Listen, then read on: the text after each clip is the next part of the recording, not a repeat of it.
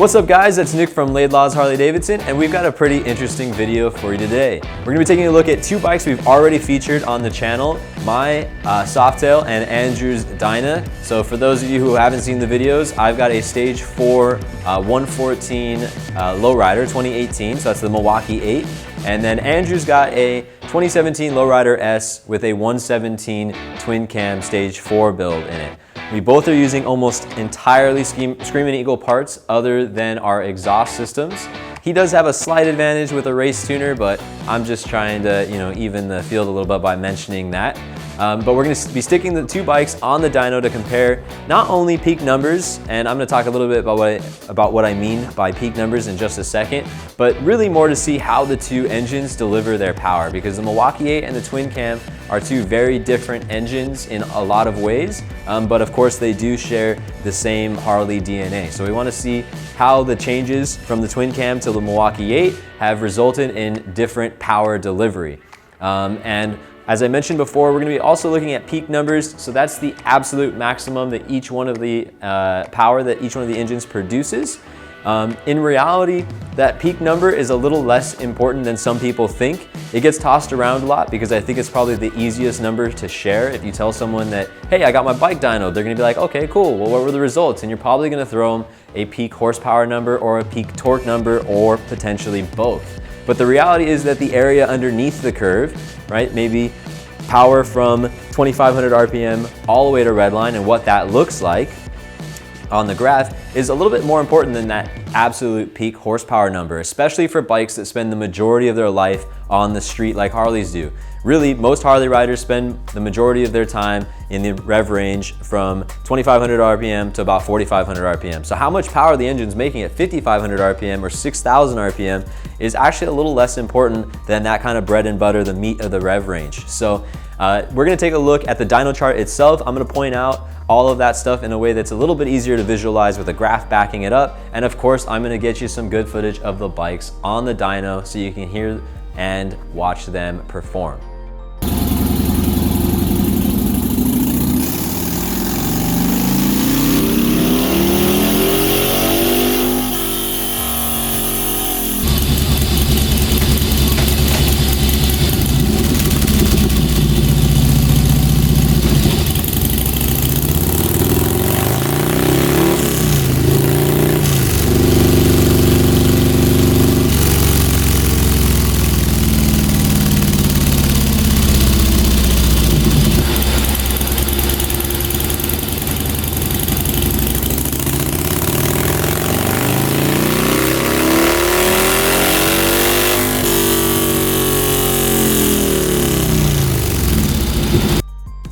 All right guys, so we just took my lowrider off the dyno and you just saw it, what it would look like on there. We haven't talked about numbers yet, but we're gonna go ahead and put Andrew's bike up on the dyno and then we're gonna run that bike through its paces.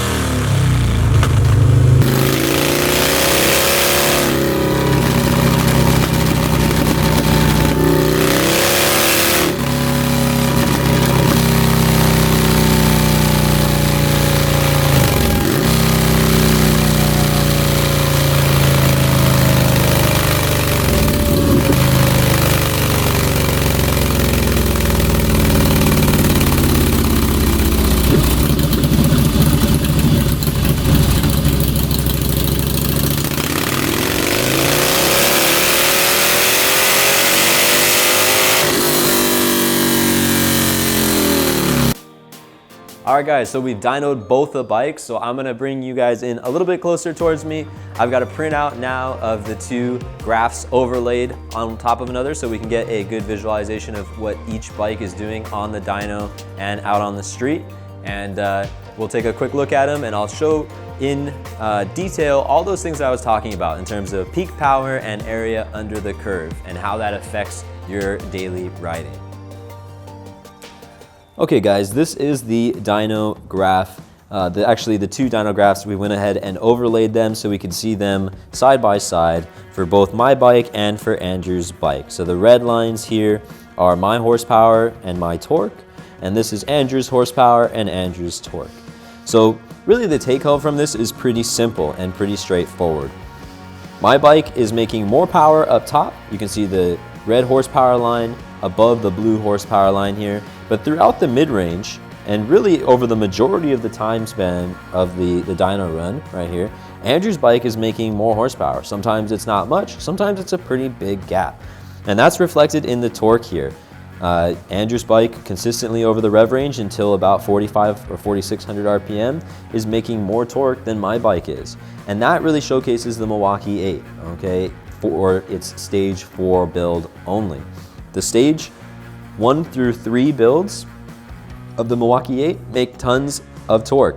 I actually have lost torque over a stock Milwaukee 8 through some of the meat of the rev range. And I was willing to make that sacrifice because I know my own riding style and I know that I spend a lot of my time above that rev range. So I was willing to make that trade-off.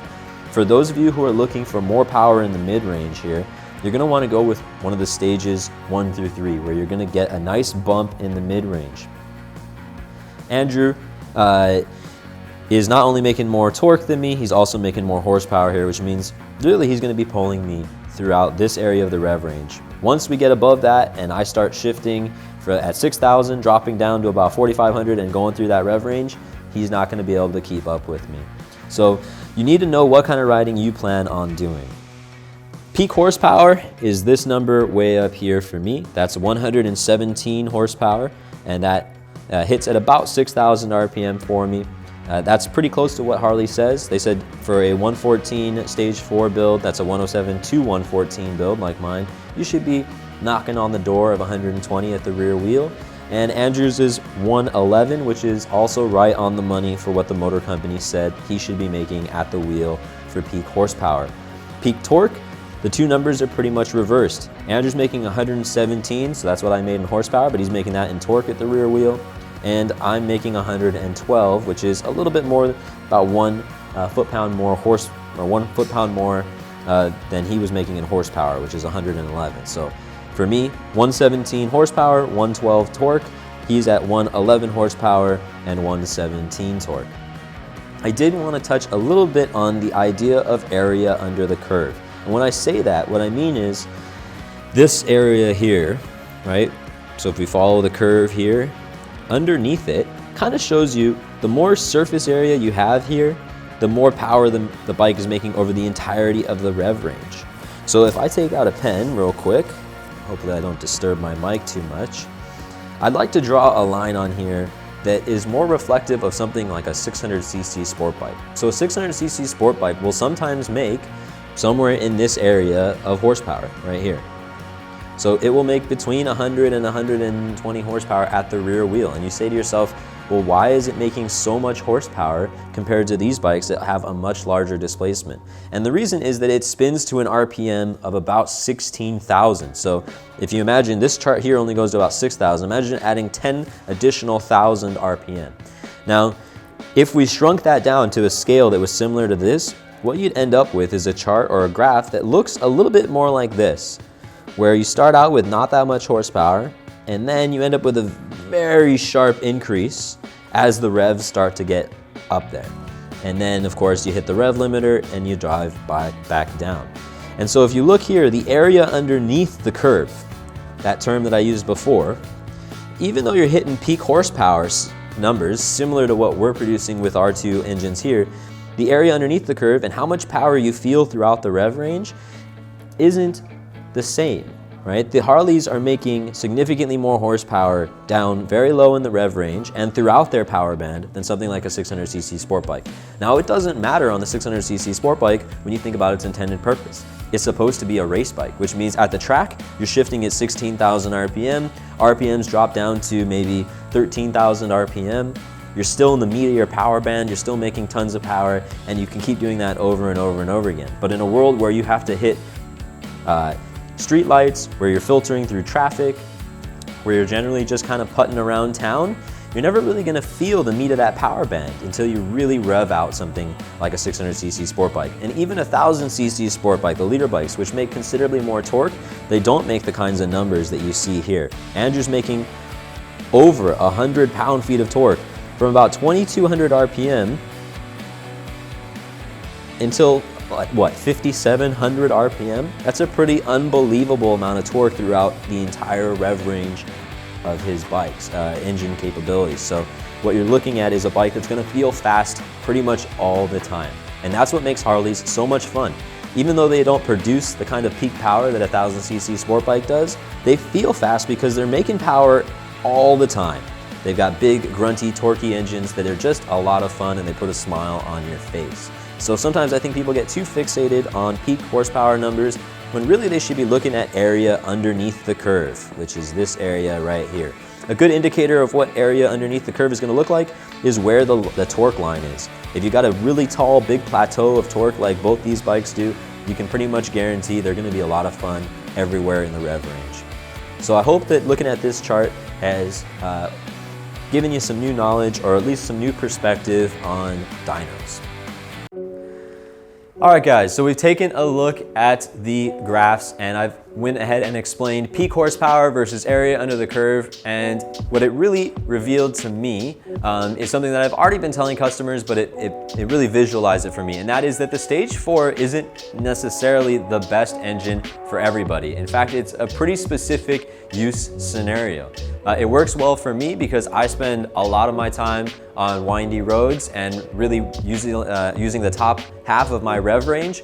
But for the majority of people who are just looking to get more power everywhere in the rev range, you're gonna be better off with the Stage 3. And this is something that comes up a lot in the world of, well, pretty much anything, where people think that more expensive or bigger is better, and it's not always the case. It really depends on how you're gonna be using the product, right? I got guys who come in all the time, and their idea is that they're gonna upgrade from their smaller bike to a touring bike. And sometimes for them, based upon what they're doing, the touring bike's actually a downgrade in a lot of ways. It's not gonna be as nimble for them, it's gonna be harder for them to park, it's gonna be less manageable in slow speed, maneuvering, and they really don't ever take their bike touring, right? Whereas for the guy who goes out there and he just puts tons and tons of miles on his bike, that touring bike is a massive upgrade over something like a Sportster or even one of the new Softails. And so when people ask me, hey, what's the best engine or what's the best bike, right? I always have to turn around and ask them, well, what kind of riding are you planning on doing? And how do you envision yourself using the bike in the future? Because that's really gonna dictate what is the best product for you. So unless you're someone like me who loves to really rev out their engine and spend lots of time in that upper RPM limit, the Stage 3 is probably the better, not only purchase in terms of monetary value, but really just better experience for you. Because as you saw with my graph, my bike doesn't make as much power as Andrew's bike until 4,500 RPM, at which point it starts making more power than his bike.